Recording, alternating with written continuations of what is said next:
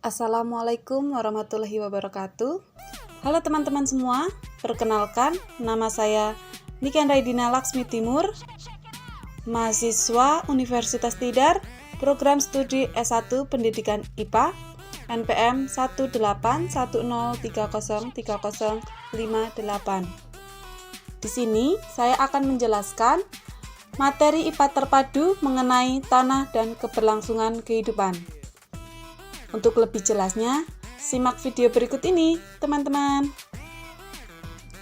Materi tanah dan keberlangsungan kehidupan diambil dari kelas 9 SMP dengan kompetensi dasar 3.9, menghubungkan sifat fisika dan kimia tanah, organisme yang hidup dalam tanah, dengan pentingnya tanah untuk keberlanjutan kehidupan. 4.9, menyajikan hasil penyelidikan tentang sifat-sifat tanah dan pentingnya tanah bagi kehidupan. Model pembelajaran yang saya gunakan untuk menjelaskan materi mengenai tanah dan keberlangsungan kehidupan yaitu model Webet atau jaring laba-laba, di mana model ini memadukan materi dari berbagai disiplin ilmu yang berbeda, tetapi masih dalam satu topik pembahasan yaitu tanah. Dilihat dari disiplin ilmu geologi, kita membahas topik mengenai fungsi tanah, lapisan dan horizon tanah, serta karakteristik tanah. Dilihat dari disiplin ilmu kimia, menjelaskan mengenai sifat kimia tanah, komponen penyusun tanah, proses dan faktor pembentukan tanah. Dilihat dari disiplin ilmu fisika, menjelaskan mengenai kerusakan tanah, serta upaya penanggulangan kerusakan tanah. Dilihat dari disiplin ilmu biologi, menjelaskan klasifikasi tanah, peranan organisme dalam tanah, peranan tanah dalam kehidupan, serta upaya menjaga kelestarian tanah. Dilihat dari disiplin ilmu geologi, apa sih fungsi tanah? Tanah merupakan lapisan yang menyelimuti bumi dengan ketebalan yang bervariasi dari beberapa sentimeter hingga lebih dari 3 meter. Istilah tanah berasal dari bahasa Yunani, yaitu solum, yang artinya lantai. Fungsi tanah antara lain grid integrator, gambaran dari aktivitas geologis, iklim, biologis, dan sejarah umat manusia, dekomposer limbah, sumber bahan untuk konstruksi obat, obatan, seni, dan lain-lain, penyaring air dan limbah, gudang makanan, tempat hidup organisme, tanaman, hewan, dan lainnya, media pertumbuhan tanaman, penghasil dan penyerap gas, serta media produksi tanaman. Selanjutnya, lapisan dan horizon tanah. Tanah berkembang ke arah vertikal sehingga terjadi lapisan-lapisan horizontal. Lapisan tanah ini merupakan lapisan horizontal yang terjadi karena proses geogenesis, sehingga batasnya sangat tegas. Lapisan tanah terbagi menjadi beberapa horizon tanah. Ada horizon O, A, B, C, D, ataupun R. Horizon O ini ditemukan pada tanah hutan yang belum terganggu. Horizon O merupakan horizon organik yang terbentuk di atas lapisan tanah mineral. Horizon O1, bentuk asli sisa-sisa tanaman, masih dapat dibedakan secara jelas. Horizon O2, bentuk asli sisa-sisa tanaman, tidak lagi dapat dibedakan secara jelas. Kemudian ada horizon A, di mana horizon yang berada di permukaan tanah terdiri atas campuran antara bahan organik dan bahan-bahan mineral. Horizon A disebut horizon pencucian atau eluviasi dari bahan-bahan seperti liat, asam-asam organik, serta kation tanah. Horizon A1, bahan mineral bercampur dengan bahan organik humus dan memiliki warna gelap. Horizon A2, warna horizon A2 lebih terang dibandingkan dengan horizon A1. Horizon A3, horizon peralihan dari A ke B. memiliki sifat yang lebih menyerupai horizon A.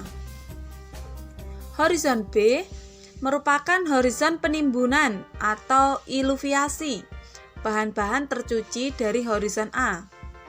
Horizon B1 peralihan horizon A ke B, namun sifatnya lebih menyerupai horizon B.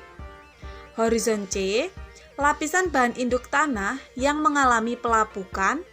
Proses pelapukan yang terjadi pada horizon ini baru pada tahap pelapukan fisik dan belum mengalami perubahan secara kimiawi. Horizon D atau R, lapisan ini merupakan hamparan batuan yang belum mengalami pelapukan, baik secara fisik maupun kimia. Kemudian, karakter tanah. Dilihat dari warna tanah, tekstur tanah, struktur tanah, dan konsistensi tanah. Pada warna tanah, semakin banyak bahan organik, maka warna tanah akan semakin gelap. Tekstur tanah ialah perbandingan jumlah atau massa partikel pasir, debu, dan liat dalam bagian mineral tanah. Untuk menentukan tekstur, biasanya menggunakan segitiga tekstur tanah. Struktur tanah ialah susunan atau agregasi partikel tanah yang terbentuk secara alami. Selanjutnya ada konsistensi tanah, adalah daya kohesi dan adhesi di antara partikel-partikel tanah dan ketahanan atau resistensi massa terhadap perubahan bentuk oleh tekanan yang dapat mempengaruhinya. Selanjutnya dilihat dari disiplin ilmu kimia. Sifat kimia tanah. Yang pertama ada larutan tanah. Proses yang terjadi di lingkungan tanah seperti penyerapan oleh ion akar atau penambahan ion oleh pupuk atau air hujan merupakan contoh faktor yang mengakibatkan perubahan komposisi larutan tanah. Yang kedua, koloid tanah. Koloid tanah ini merupakan bahan mineral atau liat maupun organik atau humus yang berukuran sangat halus. Yang ketiga, reaksi atau pH tanah. Menunjukkan sifat kemasaman atau alkalinitas tanah yang dinyatakan dengan nilai pH.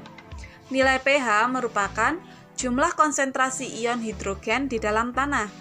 Semakin tinggi kadar ion H positif, maka semakin asam sifat tanah tersebut. Kemudian peran pH tanah menentukan mudah tidaknya unsur hara diserap tanaman, menunjukkan kemungkinan adanya unsur beracun, dan mempengaruhi perkembangan jasad remik. Komponen penyusun tanah antara lain ada batuan, udara, humus, air, mineral, dan komponen organik. Tanah merupakan tempat hidup dari beberapa makhluk hidup, mulai dari bakteri, jamur, alga, serangga, dan cacing. Organisme tanah tersebut menguraikan bahan-bahan yang berasal dari makhluk hidup sehingga menghasilkan materi organik di dalam tanah. Bagaimana sih proses pembentukan tanah? Tanah merupakan campuran dari batuan yang telah lapuk, penguraian bahan organik, mineral, air, serta udara.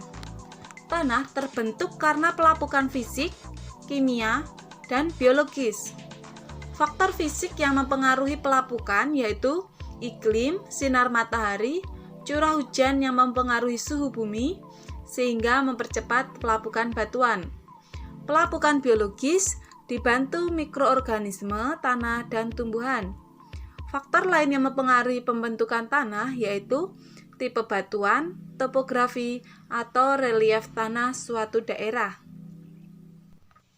Kemudian dilihat dari disiplin ilmu fisika mengenai kerusakan tanah. Apa saja sih kerusakan tanah? Yang pertama, erosi tanah adalah peristiwa terangkatnya bagian tanah lapisan atas dan diendapkan ke tempat lain. Contoh dari erosi tanah yaitu ablasi, deflasi, eksarasi, dan abrasi. Yang kedua ada lahan kritis, ialah kondisi tanah yang telah kehilangan kesuburannya sehingga mengalami penurunan fungsi sebagai sarana pendukung kehidupan. Contoh aktivitas yang dapat menyebabkan lahan kritis ialah kerusakan hutan dan kegiatan pertambangan.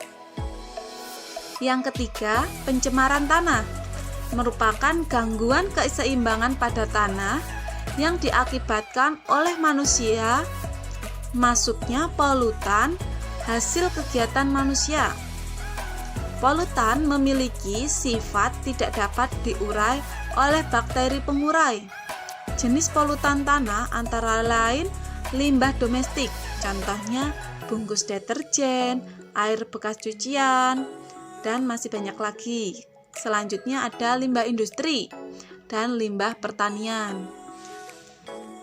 Dari beberapa macam kerusakan tanah tadi, bagaimana sih upaya penanggulangan kerusakan tanah? Yang pertama, dengan cara mendaur ulang sampah non-organik. Yang kedua, menampung limbah cair sisa kegiatan produksi. Yang ketiga, mengganti bahan kimia dengan bahan organik atau alami. Yang keempat, rehabilitasi kerusakan sifat fisik tanah.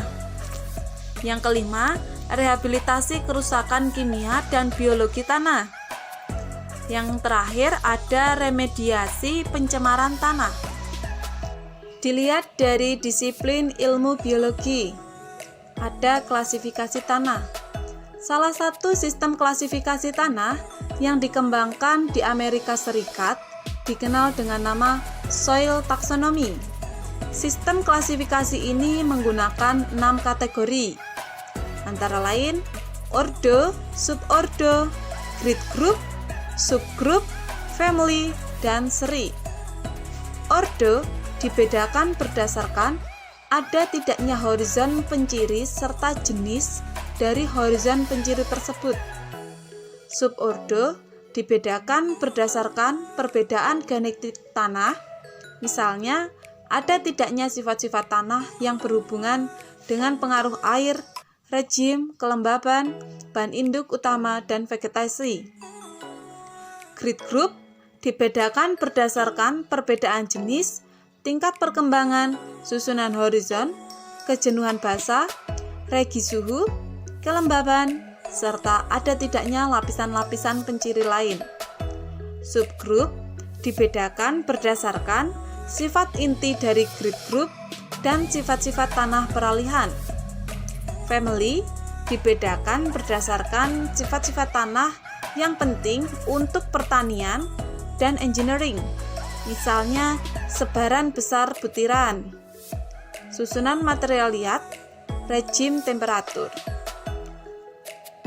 Dan yang terakhir seri, dibedakan berdasarkan jenis dan susunan horizon, warna, tekstur, struktur, konsistensi, reaksi tanah dari masing-masing horizon, sifat kimia tanah, dan sifat mineral horizon. Selanjutnya, apa sih peranan organisme dalam tanah?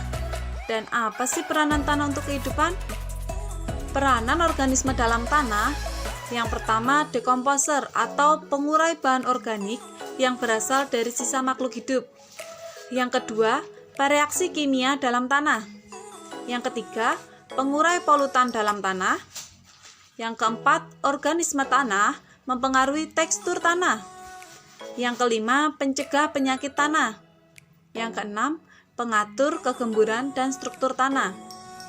Peranan tanah untuk kehidupan yaitu sebagai tempat hidup hewan dan bakteri, penyedia kebutuhan dan penunjang kesehatan manusia, dan penyedia dan penyaring air. Selanjutnya materi yang terakhir dari disiplin ilmu biologi yaitu bagaimana sih upaya menjaga kelestarian tanah? Yang pertama, melakukan penghijauan kembali. Yang kedua, mengurangi penggunaan pupuk kimia.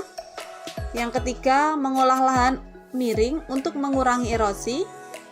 Yang keempat, pengelolaan tanah menggunakan tanaman penutup tanah. Yang kelima, mendaur ulang sampah yang sulit terurai. Sekian video pembelajaran mengenai materi tanah dan keberlangsungan kehidupan. Semoga bermanfaat. Kurang lebihnya mohon maaf. Wassalamualaikum warahmatullahi wabarakatuh.